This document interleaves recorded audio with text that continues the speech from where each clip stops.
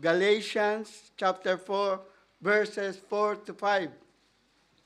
But when the fullness of the time was come, God sent forth his Son, made of a woman, made under the law, to redeem them that were under the law, that we might receive the adoption of sons. The title of the message is Adopted Through Christ. When we come to the Lord's table, we often focus on forgiveness, and rightly so. But this passage shows us something deeper, that Christ did not only come to save us from sin, but to bring us into sonship. For we are speaking of someone actually being brought into the family of God. That not only have their sins been taken away and had been declared righteous in God's sight, but they have actually been made a child of God, for they have been adopted into the very family of God.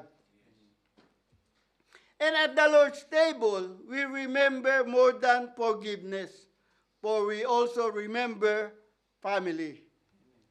Brothers and sisters, imagine a child standing outside a home on a cold night, looking through the window, and inside there is warmth, laughter, a family gathered around the table. But the child remains outside, not because there is no room, but because they do not belong. Dearly beloved, that picture is more than a story, for that is who we were spiritually. We were not just lost, we were outside the family of God.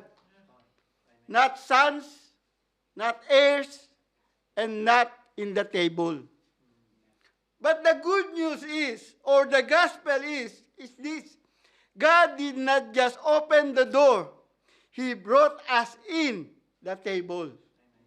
And today, as we come to the Lord's table, we are reminded of this powerful truth, that we are not here as guests, we are not here as strangers, we are here as sons and daughters of God. This passage reminds us that Christ came not only to redeem us, but that we might receive the adoptions of sons. So as we take the bread and the cup today, we are not just remembering a sacrifice. We are celebrating a family relationship. For God is committed to us, making sure that you and I will be in heaven with Him. That's why in this verse, we can see the sequence of our adoption. First, the perfect timing of adoption. First part says, but when the fullness of time was come. Dearly beloved, imagine a couple preparing to adopt a child. They don't just wake up one day and suddenly bring the child home. No. They prepare the room, complete the legal process, arrange everything carefully, and then at the right moment, the child is brought into the family. The child may not understand the timing, but the parents do. The truth, in the same way, God prepared everything: the history, the prophecy, and the cross, so that at the perfect time, Christ came. For God's time was perfect. God is patient. The bondage was long. The bondage was hard, waiting for our Redeemer to set us free. But when the fullness of time came, means perfect time, the exact time. Even from the human standpoint, it was a perfect time. That is simply referring to the new age of salvation the arrival of Christ, the Messianic age. Meaning, our adoption was not random. It was perfectly planned. It was not accidental, and it was appointed and chosen us before the world began. In fact, in Ephesians chapter 1, verses 4 and 5 says, according as He had chosen us, means selected us in Him before the foundation of the world, that we should be holy and without blame before Him in love, having predestinated us unto the adoption of children by Jesus Christ to Himself, according to the good pleasure of His will. A truth that the doctrine of election is for the purpose of the doctrine of adoption. For it is one of the great purposes and blessings flowing from God's eternal election in Christ. Means we're adopted eternally. That's why, as you hold the bread and cup, remember, He had made everything in His time. He had made everything beautiful in His time. As Ecclesiastes 3:11 says, that the fullness of time is God's perfect moment. God works on a perfect schedule that the coming of Christ was precisely appointed, meaning not early, not late, but exactly on schedule, that the cross was not a tragedy, but a time transaction. It was not rushed or delayed. It was perfectly scheduled by God. It was not an accident, for the cross was perfectly timed by God. Every detail of history aligned for this moment, meaning history was prepared. In application, God's timing in your life, trust God's timing in your life for your adoption was planned before you were born. And if God planned your salvation, He is in control of your situation.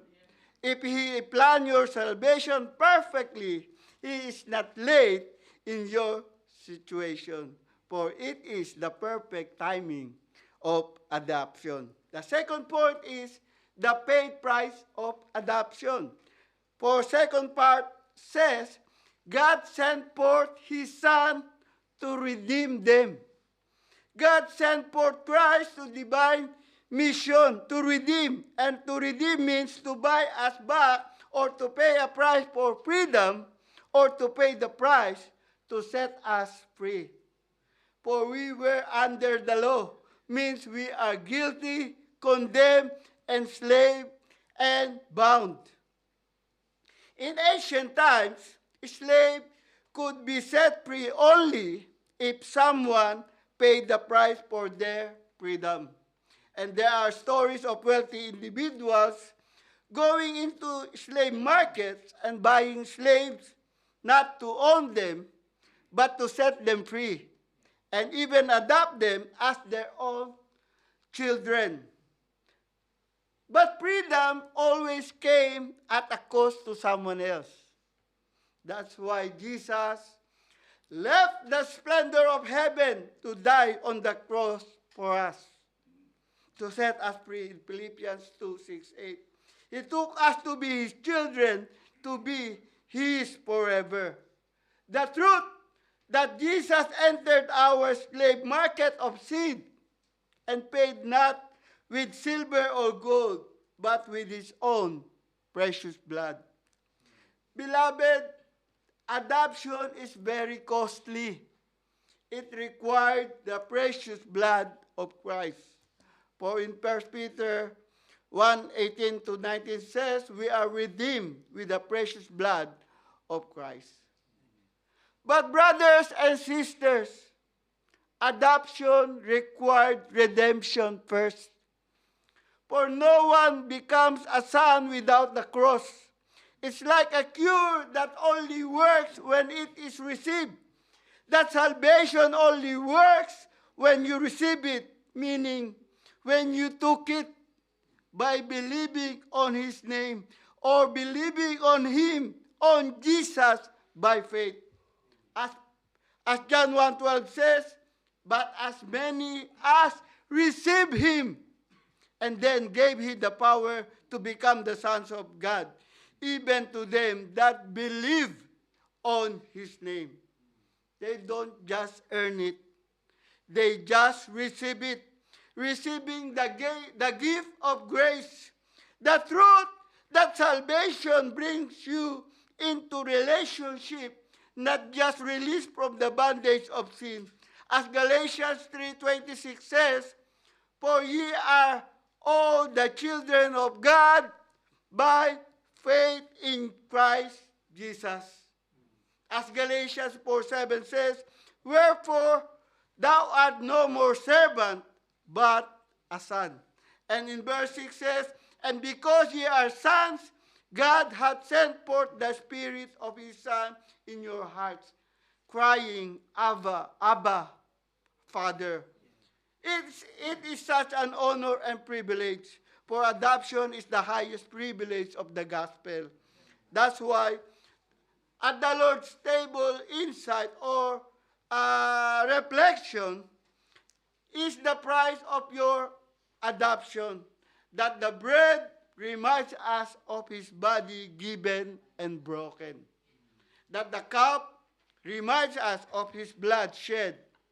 So, in application, never treat your salvation casually, means never take it lightly or for granted. If Jesus or if he had needed a family, there were angels, and his own omnipotence was adequate enough to have created a race of beings far superior to us. Dearly beloved, you are not cheap. You are not just saved, you were purchased by Christ. You were bought at a great price, and it is the paid price of adoption. And the last point is the privilege of adoption. For the last part says that we might receive the adoption of sons. The question is, we were born into the family of God, right? Amen. We were regenerated, meaning new birth or being born again. Now it says we were adopted. How can both be true? Yes, because both are symbols of salvation reality. They explain two different aspects of our salvation. We were regenerated and we were given life, and were also chosen and adopted. Both are true. For we are the recipients of many aspects of salvation: regeneration, justification, conversion, union, sanctification, and adoption. And that is what salvation is for, to bring us into the family. And when a child is adopted into a family, they are no longer treated as guests. They receive new name, new home, and full rights as a child. And they can sit at the family table, called the parents, mom and dad. Cry out to God, Abba, Father, and share fully in the inheritance. Means having a full right as a son, not servants, but sons and heirs. Speaking of inheritance, in ancient times, in Jewish tradition, only sons have inheritance and double portion if you are the elders or a firstborn. That's why they adopt sons if they don't have any. And in Romans 8:17 says, and if children, then heirs, heirs of God and joint heirs with Christ. He is the firstborn, Christ. That's exactly what God's done for us. We are not spiritual outsiders anymore. Amen? We are family. Like the story of the little boy who grew up in an orphanage. He often sat by the window, watching other children live one by one as families came to adopt them. But as the years passed, no one chose him. Until one day, a man came, not looking for the strongest, not looking for the smartest or the most impressive child. And he walked straight to that boy, knelt down and said, I've chosen you and I'm taking you home. The boy hesitated and asked, why me? Don't you want someone better? The man gently replied, I didn't come to find the best. I came to give you my love, and I have set my heart on you. As they left the orphanage, the boy looked back one last time and took the hand of his new father and walked into a new life, into a new name, and into a new family. Brothers and sisters, that is what God has done for us. We were not chosen because we were the best. We were chosen because He is love. God is love. He chose us so that He could adopt us, and that essentially what adoption is. It is when you choose someone to be your child. That doesn't happen in birth. For adoption is where you choose and take a son that essentially came from another family. We came from another family, rebellious child. And that glorious truth is the part of the glories of our salvation. In the Lord's table insight, as you hold the bread and cup, you remember you were chosen by God out of the world of sinners to become His adopted children. The truth that you are now privileged as a child, not a servant, not a stranger, and not approaching Him as slave, but as a child of God with access, rights, and inheritance. That's why when you come to the table, you are not standing at the distance anymore, but you are sitting as a child at the Father's table, not a stranger, but as a child of God. And for our conclusion, this one passage reveals in the full gospel movement of adoption into God's family. The perfect timing, God planned it. The paid price, Christ purchased it. And the precious privilege, we received it, and we became the sons of God. Brethren, the truth that God did not just want servants, He wanted sons. You are adopted, you belong, and you are loved. Means that you are no longer looking outside or looking in, for you have been brought in, for you have been brought home. That's why you are no longer orphan. You are seated at the Father's table. And John was overwhelmed with this realization, and he said in 1 John 3:1, Behold, what manner of love the Father had bestowed upon us, that we should be called the sons of God. Dearly beloved, take the bread and take the cup, for we are the sons of God, adopted through Christ. Amen.